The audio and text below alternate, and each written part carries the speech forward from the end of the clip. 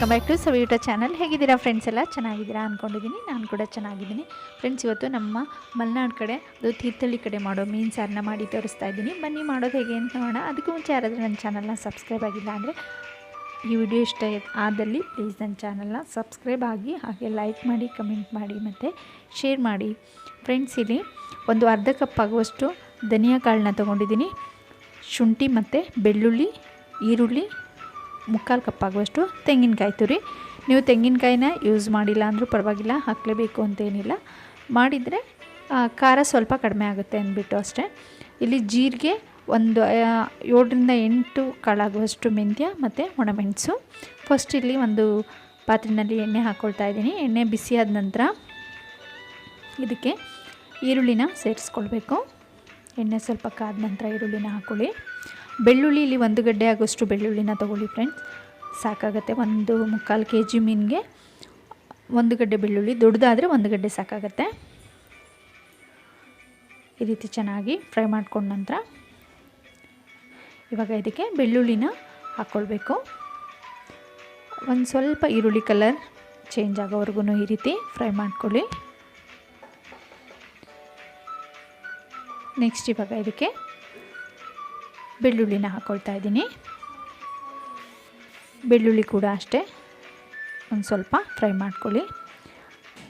ಶುಂಠಿ ತೊಗೊಂಡಿದ್ದೀನಿ, 1 ಇಂಚ್ ಆಗೋಷ್ಟು ಶುಂಠಿ ಮತ್ತು ಧನಿಯಾ ಕಾಳನ್ನ ಸೇರಿಸ್ಕೊಳ್ತಾ ಇದ್ದೀನಿ. ಒಂದು ಅರ್ಧ ಕಪ್ ಆಗುವಷ್ಟು ಧನಿಯಾ ಕಾಳನ್ನ ತೊಗೊಂಡಿದ್ದೀನಿ. ಚೆನ್ನಾಗಿ ಎಲ್ಲದನ್ನು ಫ್ರೈ ಮಾಡ್ಕೊಳ್ಳಿ.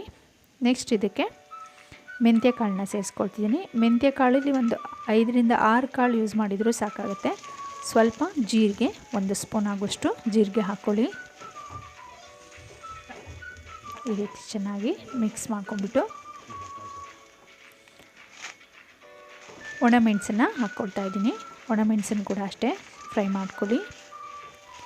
ಕೆಲವರು ಮೀನು ಸಾರು ಮಾಡುವಾಗ ಯಾವುದನ್ನು ಫ್ರೈ ಮಾಡ್ಕೊಳ್ಳಲ್ಲ, ಡೈರೆಕ್ಟಾಗಿ ಹಾಗೆ ಮಿಕ್ಸಿ ಜಾರ್ಗೆ ಹಾಕ್ಕೊಂಡು ರುಬ್ಕೋತಾರೆ.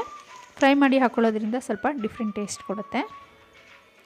ಇವಾಗ ಫಿಶ್ಗೆ ಹಳದಿನ ಹಾಕ್ತಾಯಿದ್ದೀನಿ, ರುಚಿಗೆ ತಕ್ಕಷ್ಟು ಉಪ್ಪು, ಹುಣಸೆ ಹಣ್ಣಿನ ರಸ, ಒಂದು ಅರ್ಧ ಕಪ್ ಆಗುವಷ್ಟು ಹುಣಸೆ ಹಣ್ಣಿನ ರಸ ಇಲ್ಲಿ ಬೇಕಾಗುತ್ತೆ ನಿಮಗೆ. ನೆಕ್ಸ್ಟ್ ಮಿಕ್ಸಿ ಜಾರ್ಗೆ ಎಲ್ಲ ಮಸಾಲನ ಹಾಕ್ಕೋತಾ ಇದ್ದೀನಿ. ಕಾಯಿ ಬೇಕಿದ್ದರೆ ನೀವು ಯೂಸ್ ಮಾಡ್ಬೋದು, ಆಪ್ಷನಲ್ಲು, ಇಲ್ಲಾಂದರೆ ಸ್ಕಿಪ್ ಮಾಡ್ಬೋದು. ಕಾಯಿ ಹಾಕ್ಕೊಂಡ್ರೆ ಸ್ವಲ್ಪ ಮೀನು ಸಾರು ಸ್ವಲ್ಪ ಖಾರ ಕಡಿಮೆ ಇರುತ್ತೆ ಅಂದ್ಕೊಂಡು ಹಾಕ್ಕೊಳ್ತಾ ಇದ್ದೀನಿ ಅಷ್ಟೇ. ಸ್ವಲ್ಪ ಅರಿಶಿನ ಹಾಕ್ಕೊಂಡ್ಬಿಟ್ಟು ಈ ರೀತಿ ಮಸಾಲಾನ ಪೇಸ್ಟ್ ಮಾಡ್ಕೊಳ್ಳಿ. ನಂತರ ಇವಾಗ ಮೀನಿಗೆ ಇದನ್ನು ಸೇರಿಸ್ಕೊಳ್ಳೋಣ. ಎಷ್ಟು ಬೇಕೋ ಅಷ್ಟು ನೀರನ್ನು ನೋಡಿ ಹಾಕ್ಕೊಳ್ಳಿ ನೀವು.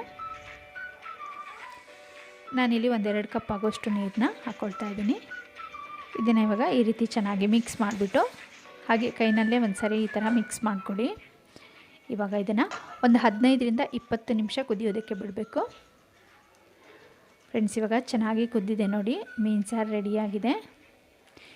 ಮುಕ್ಕಾಲು ಪಾತ್ರೆ ಆಗೋಷ್ಟು ನೀರು ಹಾಕಿದ್ದೆ ನಾನು, ಇಲ್ಲಿ ಅರ್ಧ ಪಾತ್ರೆ ಆಗೋಷ್ಟು ಸಾಂಬಾರಾಗಿದೆ ನೋಡಿ ಯಾವ ರೀತಿ ಬಂದಿದೆ ಅಂತ. ಮೀನು ಇವಾಗ ಕರೆಕ್ಟಾಗಿ ಬೆಂದಿದೆ ನೋಡಿ, ಈ ರೀತಿ ಆಗಿದೆ. ಓಕೆ ಫ್ರೆಂಡ್ಸ್, ಇವಾಗ ಸರ್ವ್ ಮಾಡ್ಕೋತಾ ಇದ್ದೀನಿ ನಾನು. ನೀವು ಕೂಡ ಟ್ರೈ ಮಾಡಿ, ಖಂಡಿತ ನಿಮ್ಗೆ ಇಷ್ಟ ಆಗುತ್ತೆ. ಉಪ್ಪು, ಖಾರ, ಹುಳಿ ಎಲ್ಲ ಚೆನ್ನಾಗಿರುತ್ತೆ. ಮೀನು ಸಾರು ಖಂಡಿತ ಎಲ್ಲರೂ ಇಷ್ಟಪಡ್ತಾರೆ ಫ್ರೆಂಡ್ಸ್. ವಿಡಿಯೋ ನೋಡಿದ್ರಲ್ಲ, ವಿಡಿಯೋ ನೋಡಿದ್ದಕ್ಕೆ ಎಲ್ರಿಗೂ ಧನ್ಯವಾದಗಳು. ಮತ್ತು ಮುಂದಿನ ವಿಡಿಯೋದಲ್ಲಿ ಭೇಟಿಯಾಗೋಣ. ಹಾಗೆ ಫ್ರೆಂಡ್ಸ್, ನೀವು ಕೂಡ ಟ್ರೈ ಮಾಡಿ ಮತ್ತು ಹೇಗೆ ಬಂದಿತ್ತು ಅಂತ ಕಮೆಂಟ್ ಬಾಕ್ಸಲ್ಲಿ ಕಮೆಂಟ್ ಹಾಕಿ. ಮತ್ತು ನೀವು ಕೂಡ ಮೀನು ಸಾರು ಹೇಗೆ ಮಾಡ್ತೀರಾ ಅಂತ ಹೇಳಿ ನನಗೆ ತಿಳಿಸ್ಬೋದು. ಈ ರೀತಿಯಾಗಿ ಫಿಶ್ ಚೆನ್ನಾಗಿ ಬೇಯಬೇಕು, ಚೆನ್ನಾಗಿ ಬೇಯಿಸ್ಕೊಳ್ಳಿ. ಓಕೆ ಫ್ರೆಂಡ್ಸ್, ಬಾಯ್.